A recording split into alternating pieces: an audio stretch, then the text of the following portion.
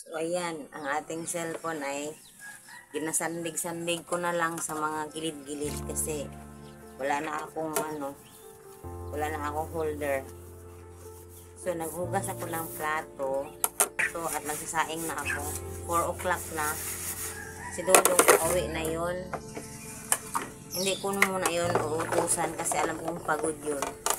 May activity sila ngayon sa school. May sayaw sila. So, pagod yun. I'm sure pagod yun kasi nag-practice yun kanina umaga. Tapos ang baon nun, isang itlog at kanin lang. Kasi wala kasi kaming ulam kanina. Itlog lang ang nakuha namin. Kasi yung mga manok sa paligid nangingitlog. Hindi na kami bumibili ng itlog. Libre na yung itlog namin dito. Naghahanap lang kami ng itlog dyan sa gilid-gilid. Kasi may itlog man. Marami kasing manok si Chris na babae. Hindi niya kinakatay yung babae. Kinakatay niya yung mga lalaki. Pero yung hindi sa kanya, hindi niya naman yung kinakatay. Kasi yung ibang manok sa kapatid niya. So ang sinaing ko ay luto na para mamaya-maya pag may ulam, makakain na si Lolo ulit. Pati si Dodong kakain. Pag uwi kakain ng gutom niya. Pero ngayon wala pa kami ulam. Si Chris ay namasada para pang ulam mamaya. Alam mo na, pang ulam mamaya at pang kasi may bigas na naman kami, ulam na lang. Namasada po si Chris kanina umaga. Umuwi lang sandali, kumain, tapos nagpahinga, tapos umalis na naman. So everyday na akong sa bahay kasi hindi na ako magtrabaho kasi ayaw na nila. Parang pinagpahinga nila ako kasi lagi akong nagkakasakit. So okay din naman yun kasi at totoo lang hindi ko pa kayang maglabada sa ngayon.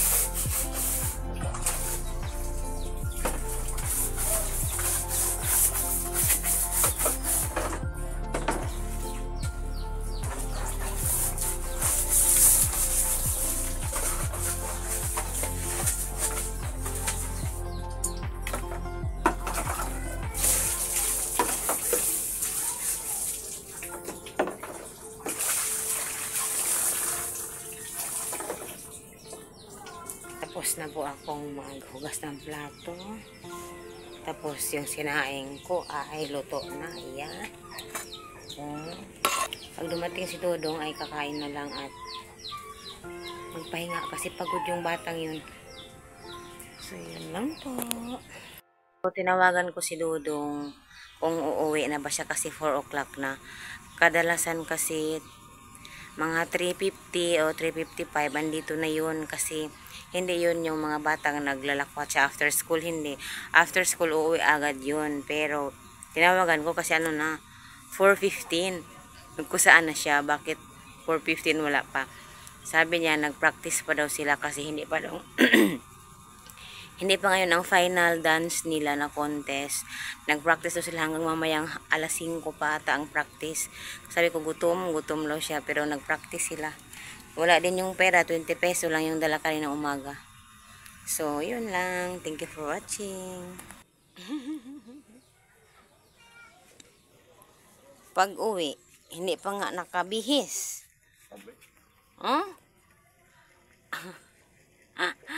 Pawis na pawis. Gutom na gutom, walang ulam. Yung ulam niya. Nagisa lang ng kanin. Nagisa lang og kanon. Tapos, gigisa ang kanon. Gisagulan og kanon nga wala gigisa. Urag ulam niya ang ginisa ang kanin. Ano ba yun? Sinangag nga kanin, ulam niya. Tapos, ang kanyang kanin din na hindi sinangag. Ay, nako, gutom gud kayo, nak. Sbi, gutom kayo.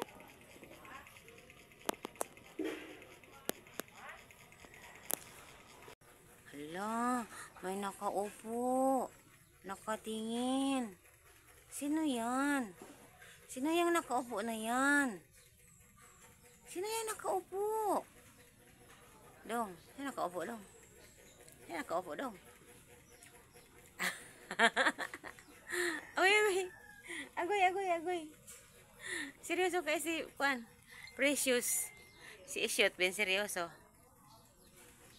Gutom na gutom ang aking anak ko eh. Ginawang ulam ang sinangag na kanin. Asa mo makakita anak ha? Diri lang na sa amua.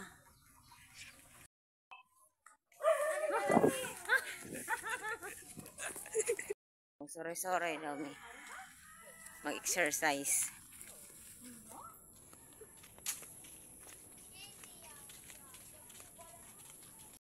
So kami ay naglakad-lakad. Kasamang kapitbahay ko. Pareho sa akin na may hyperacidity at nervyos. Pareho kami nang nararamdaman. Hindi ko alam. Pero mas bata siya sa akin. 30 pa lang. Pero pareho kami may nervyos, may anxiety, may palpitation. Our house. Guys, mag 6 o'clock na. Sobra. 6:20 na. Kaming dalawa ng anak ko ay lumabas. Kasi gitagaan may isda. Sa ako ang dating amo. Tinawagan kami na may isda ulam. Kaya, ako, nuuban. Isda, tabas, ang lalaki. Diba? Ang lalaki guys. So pagdating namin sa bahay, nadat na namin na walang ilaw si Lola Orek. Yun pala, nahihirapan na naman pumunta ng kanyang kwarto. At hindi na naman siya makapunta mag-isa. Kaya tinulungan ni Dodong. Hindi po siya maano ni Dodong kasi sobrang bigat niya. Pero nadala din siya ni Dodong sa loob ng kanyang kwarto. Pero pahirapan talaga yan guys kasi sobrang bigat niya. Hindi siya kaya ni Dodong. At ako din, hindi pa rin ako sobrang malakas na kayang-kaya ko siyang anuhin. So galing po kami niyan sa labas. Kinuha namin yung ulam na binigay ng amo ko dati. So ayan, tapos na po yan siyang kumain. At gusto niyang matulog. So wala siyang ilaw kaya pinuntahan namin. So yun pala ang problema na naman niya. So napakahirap talaga guys pag mag-iisa ka lang or nag-iisa ka lang sa buhay. So tulad ni Lolo Orek, wala siyang asawa, wala siyang mga anak. Pamangkin lang at mga kapatid. Pero mga kapatid niya wala lahat dito. So hindi din pumupunta dito. So kami lang talaga ang nakatuka sa kanya. So mahirap talaga. Hirap na hirap ko lang yan siya. Alam kong nahirapan din siya. Yan ang nakuhang buko ni Chris or yung coconut buko. Butong sa Bisaya. Si Maita, may anak. Puntahan natin si Chris. Dito siya dumadaan eh. Dapat sa garden ko ang daanan. Kasi may shortcut doon.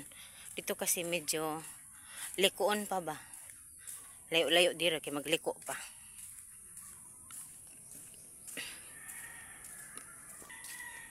Yan si Patty. Pero si Chris mo agi.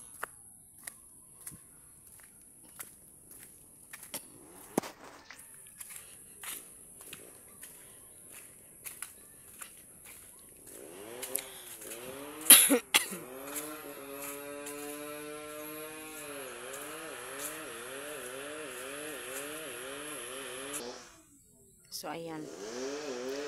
Dati, ang kapal ng ano dyan, kapal ng mga coconut. Ngayon, ilang bilog, ilang coconut na lang ang naiwan. Lahat pinatumba ng may-ari at benenta. Andoon si Chris. Ay, andun.